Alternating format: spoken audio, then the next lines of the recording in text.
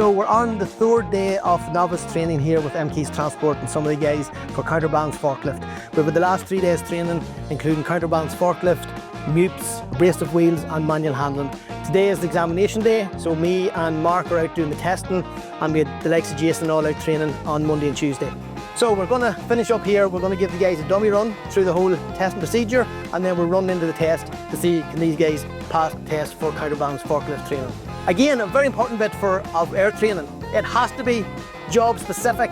We can't keep driving around the cone like we've been doing for 30 years in forklifts. We have to make it specific to these guys' jobs. These are maintenance providers. They work in the workshop. It's actually more of a bespoke forklift operation because they're using side shift for getting transmission in, they're lifting parts out, they're lifting axles. It's not just as simple as loading a lorry. Anyway, let's keep moving. So what we're going to kick off, we're going to now do the last practical side of it. Run through practical and then the test after. Okay, so don't be panicking, don't be worrying. If you're a safe, competent operator, there's no problem. If you're a madman, that's no go. Is happy enough? So what I'm going to do, I'm going to start you off with your operational checks. So I want you to walk and talk around the fork truck, and I want you to tell me back everything you're checking. Right, boss, you kick off now. Do a walk and talk around the fork truck. Tell me what you're checking before you start off. I will remove this for the pump. Yes, sir. So that it can clean up this. Battery, what are we looking for in the battery? For battery is good. They have a signal, but I cannot remove this because they have a warranty. Perfect. Sealed battery as well. And what about the security of the battery? The security of the battery is this. They have a codes. The expiry dates. Okay. Fan, they are good or not, no cut. Radiators, no leaks, no water for refill to the water. Yeah. Then so the fan blades, making sure the fan blades are in good condition. in good condition. Yes. Making sure the radiators aren't full of dust or debris or cardboard. Good man, perfect. There's no point, guys, having a nice roll cage and the well split where we weaken the integrity of the cage, and then it copes over and it comes down on you like cardboard. Okay, so just because it's there, we need to make sure to check it, make sure it's safe, strong, and the integrity of it's in good condition. Some of these forklifts you'll see they're welded, but they also bolted in on a frame, and over a period of time the cab rocks about, the bolts come loose, and then it's pointless having a roll cage on us. Right, turn the engine off and demount. 3 points of contact facing the fork truck. Key removed. Good man, perfect. Okay, and the word is if. Okay, if you pass, will you ever wear the seatbelt again? Oh yeah. Good answer. Being at that stage, guys are down stooping. We're after finishing half a day of manual handling training. The last thing we need is you guys stooping down to move a fork. Right, Leo, perfect. Let's step out now and finish your checks. Park brakes on, in neutral, key removed. Going over the likes of a speed ramp or something that's on the ground, or a doorway or a strip of a sliding door, okay? The forklift, as you know, have a fixed front diff. There's no independent suspension. So that means, as I say, think about it, trousers down around the ankles. This is the only way you can walk, all right? So the forklift's going to go over the ramp like this. It has to. So what I want to see you doing is approach this ramp at an angle, like we showed in the classroom session. First wheel's going over it, second wheel's going over it. And that will prevent any copes or tip overs in the fork truck. You with me? So get in the drive position, over the ramp, go to the back door, turn around and come back again and park the fork truck. Good man. So the faults are a bit high, but he hasn't high enough for the ramp because he knows the ramp's coming up. So he needs to be going over that at an angle. He's looking good.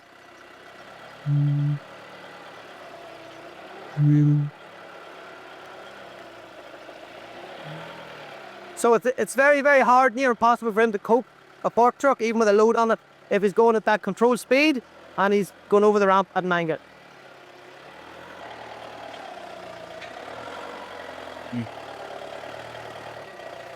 Okay. Park the forklift now, fork down, into the park position and demount. Well done, Leo, good man. Today we're with Malcolm Keys, so MK's Transport, down here in Clogher. We're down doing MEWP training, scissor lift training, 3A, 3B, and we're also doing forklift training on site here. So,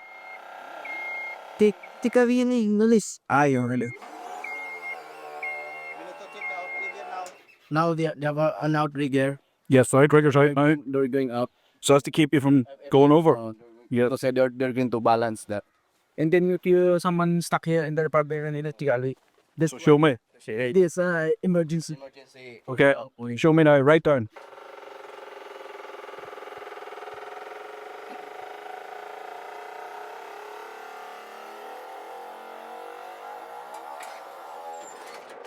So every day, guys, every time you use the machine, you must try this here to make sure it's working. Because if you get sick up here, we cannot get you down. Okay, so this is what the second machine is for, to get you down. Okay, so continue. We need to get the machine right up in the air, right up full. Put the machine right up full there. Yeah. So today is the final day. We're on the final testing day. So we've got testing here this morning of the first 3 guys, and then the second 3 guys in the evening. See. Now check right. Keep your hands out. Taking the lines, the pipe, and on the verticals. The pins. Make sure you check the pins. So, and all good. There's no leaking. No leaking. Yes. Hose. Yeah. Are you happy? No pay. Yes, sir. Happy? Yes. Okay. Take them back down.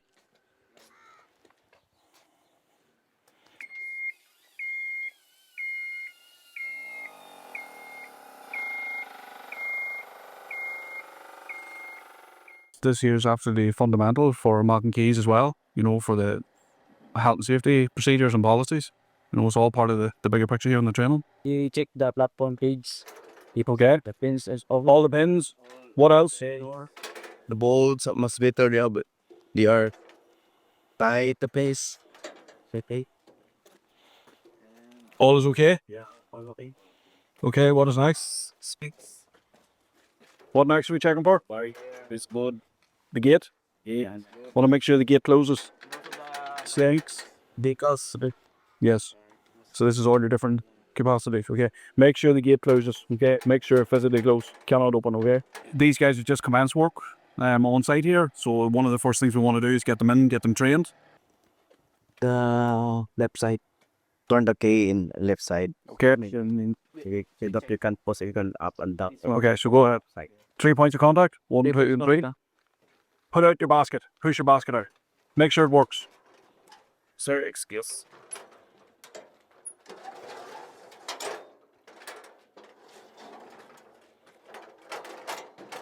Okay, give it a good check. Yeah, happy? Yes, sir. No. Because we need to check also this one, because if you going right here, much better this one is already locked. Yes. Because if they were not locked, they're going sleep. They have a problem for the man who entered this outside. Okay, so bring it back in.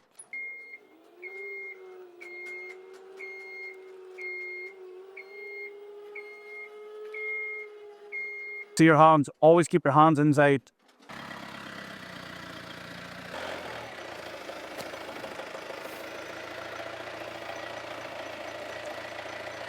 Okay, stop. Park brake on. Okay, neutral.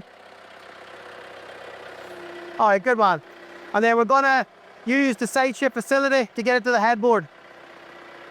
They have to understand the low security implications of the 30-centimeter rule between the headboard, okay? So when we're loading, let's get it nice and steady. Over the shoulder check at all times.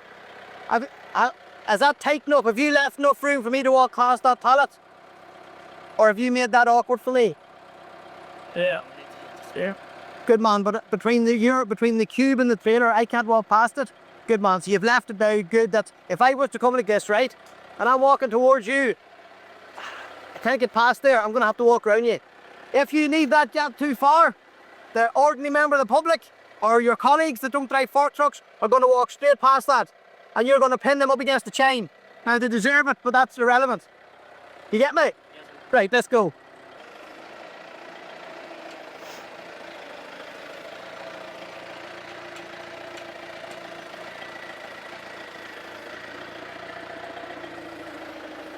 When we go to forward tilt that wee bit, the last thing we want is the mask hitting the mudguard of a truck or the diesel tank or the taillight. So what happens, a lot of guys, is they come too close and then they forward tilt and they damage the vehicle. Okay? You're in a beautiful position there, that's perfect. So now when you tilt forward, you blow through. Good man. Over the shoulder. Over the shoulder. The lad. Now that's perfect. You've left that nice and close. Not enough to damage the diesel tank or AdBlue tank or mudguard. But again, I can't get past you. So that's well done. Perfect position. The good days these, we have a number of Filipino guys here on a lot of our clients these days, and you know, they're very, very intelligent guys. They have a world of experience and they're very dedicated to the firm. And fair play to a lot of companies that's taking these guys on. To be honest, without them in Ireland, Northern Ireland, Southern Ireland and the UK, the world would not exist without them. Our own guys don't want to do the work, and we have these guys with, you know, such a level of competency, trustworthiness and manners. Like we're taking these guys that's a long time at it. They've worked in Saudi Arabia, they've worked in oil plants, they've worked all over the world, and they're still listening with the respect and manners that their instructors are giving them. So we always give that back to them as well. Plus, he is a good looking man. Only on your left side pivot. Okay, so nice and easy, straight up, get your turning point, full lock, pivot, and lift. Nice and robotic. Some of the other guys here that couldn't even move a forklift 3 days ago, and that was the whole, I suppose, the game we're in. You know, the education side of it, the training side of it, get them confident, get them very safety conscious, and then give the hours to them to let them train up on it. So we have one guy in particular, he couldn't really move the forklift. Not that he couldn't, he didn't have any experience in it. And now, if he fails today, I'll be very surprised. Good man, lock up all the time. So a lot of the work in here with these bulk trailers and milk tankers, they're on a turntable rear steer, and the guys are reconditioning a lot of trailers. So one of his next lift is going to be actually an axle itself, because this guy doesn't lift pallets and cubes all day. We wanted to get it awkward enough for them. The weight distribution, as soon as he lifts it off the ground and the drums come off the ground, the airbags and suspension is going to flip it around. We want these guys to realise this. So lifting pallets up and down, driving around a cone is the thing of the pallet. You want to, mate? You understand, mate? Okay. Push out your bridge now. Fully locked in position, Leo, yeah?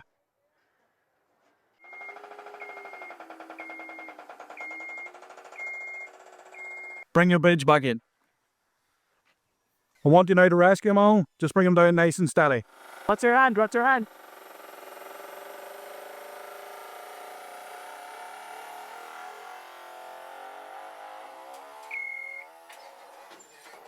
Right up the top again, and then I want you to drive across.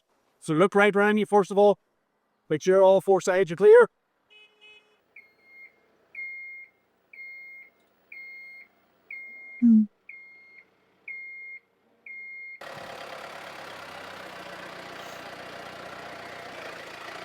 This is the sort of stuff these guys deal with. Okay, we have a square box axle, we have a round box axle, and it's putting the guys through their paces of the real life day-to-day stuff they're dealing with, not lifting bloody pallets up and down. So first of all, he had to get out, he had to adjust his forks, he had to check the weight of the component, he had to make sure it was balanced on the forks, make sure his backrest was working, tilted back enough to where it was secure on the forks, however, high enough to come over the speed ramp in the yard. So these boys are constantly thinking, all forklift operators are the same, don't get me wrong, but when you're in a specific area like this, where you're not in the forklift every day, we have to go a wee bit harder on them, but they're doing a good job. So even placing these, right, Chris, placing them on a trailer is easy stuff, right? But lifting them out from underneath the trailer or setting them in a trailer. Yes, we can talk about lifting aids and we can talk about stands and things, but when you need that, you know, millimetre precision of a side shift, safe procedure all the way. Yes, we have a strap and chain depending on what lifting he's doing, but it's just to get the guys out of the basic driving around a cone situation. Right, so as I keep telling you, a side shift is your friend. What you have to do with a side shift is, we watch a lot of guys and the side shift is fully deployed to one side or the other, or they set up in the centre, or maybe they want it in a certain way that they want full right hand side shift, and then when you get to the trailer for loading against the headboard, they want to come and use the goodness of the side shift. Crush with the chain, lock and blade.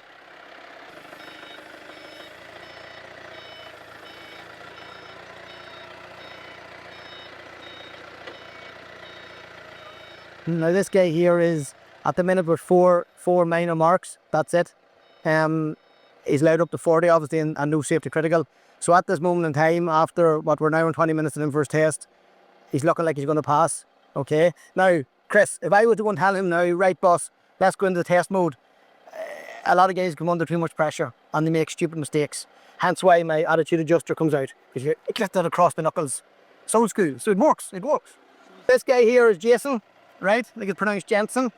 We have Alan over there, who is pronounced Alan. And then we have Leo, who is, I can't remember his name, forgive me if you're watching this, Leonardo or something. So it's not that we're making up names for these guys, that's actually their name, so in case you wondered. You look at the concentration of these guys. There's this concentration on his face. A lot of test and assessment is driven by attitude as well. All we're looking for is safe attitude and competency. That man's taking it serious. That man's concentrating. He's doing his best. He's trying to get every mark he can. And with other guys in factories and manufacturing places that we go to, and their attitude stinks because they know they don't want to drive forklift. They get no extra money for it. They don't want that responsibility. So again, you know, even if you had a guy that passed the test, they tick in the boxes. We don't look for that. We look for safety and competency. 90% of people who pass a forklift test pass it by pure luck. By pure luck, not skill. We're looking for the skill, we're looking for the competency level.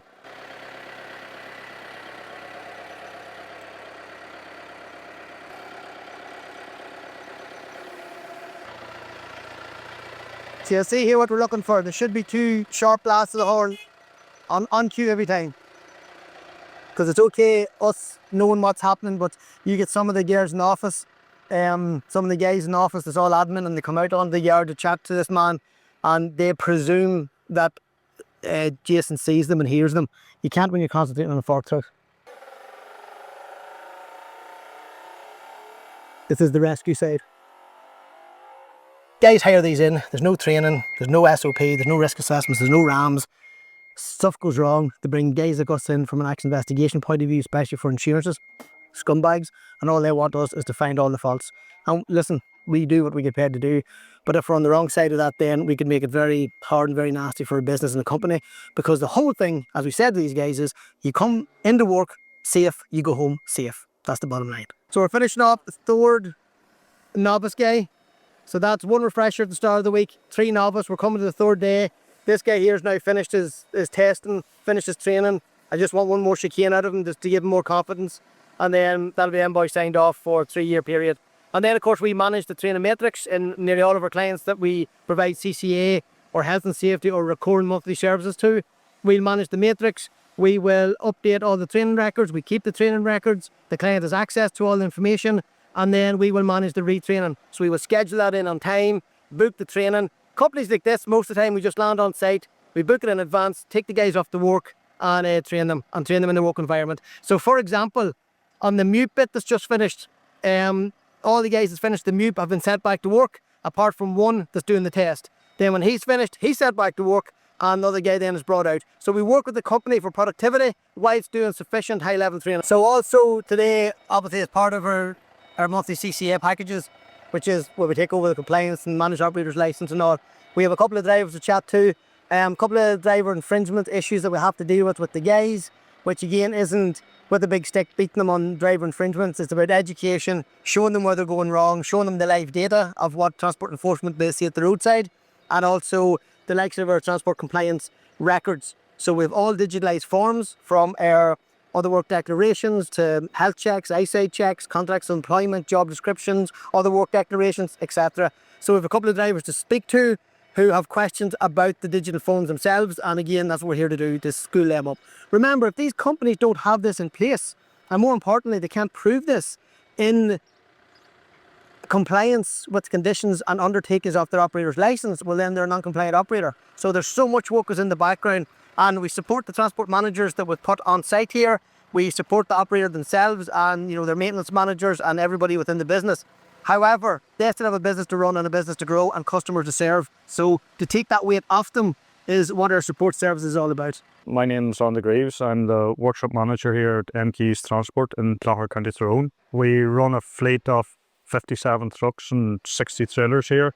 Today we have TCTS group in with 3 new members of staff here who haven't been trained in any of this equipment. So Stephen has been here now for this past 3 days with his team and have set up obstacle courses for the forklift training.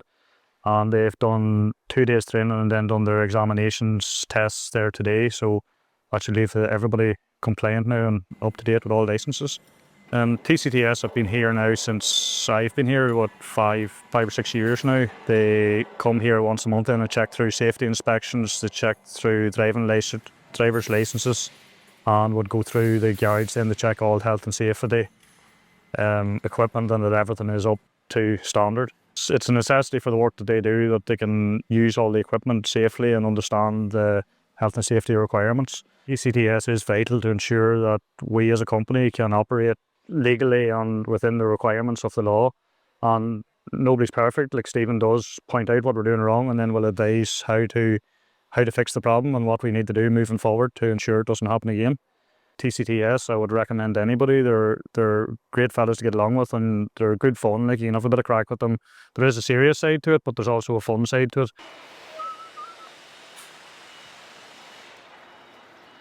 Right, Paul, how do you think you went? How do you think it went?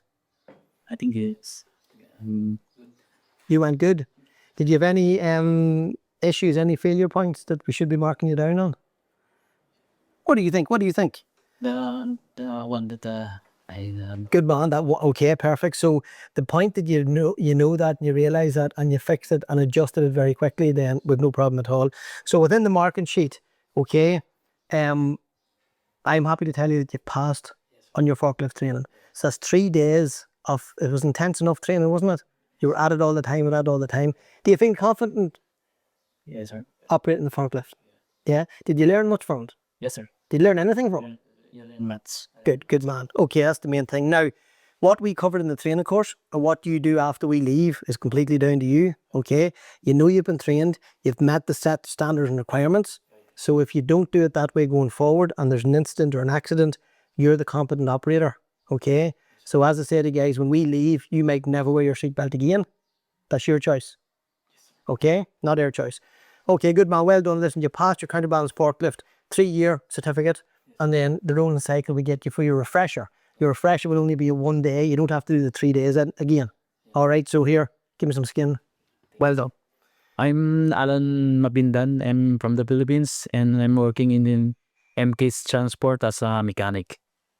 The thing I learned is very good. It makes me feel better and operating that forklifts, the man lifts, and all the safety features. Yeah, that I must do in everyday working. I do the course with Stephen to learn more and have additional knowledge, and especially in safety. I feel good. I've been relaxed. I've been nice. So thank you. I'm thankful to God, Lord Jesus. I'm very thankful. So we have a couple of guys here. It's just always good to ask them how they got on. Is there anything that we could improve as a training provider? A lot of people know we have a high fail rate, but we've only a high fail rate. You either can operate a forklift safely or you can't. There's no really grey area. We do have guys that can operate a forklift fantastically. We end up failing them because they are not competent and they're certainly not safe. And that's really all we look for. 3 days training, boys run a bit of pressure, to be fair. Novice training is novice training, and 3 years' time to do a refresher course. As I said earlier in a previous clip, we manage the training matrix in this company as well. So we'll highlight when the training is due, we'll highlight what training the guys need to do, the certification, the accreditation, and we'll give them plenty of notice in advance of when we need to come and retrain the guys as well. Everything's online, everything's on our compliance portal, end-to-end digital solution. Right, in a bit.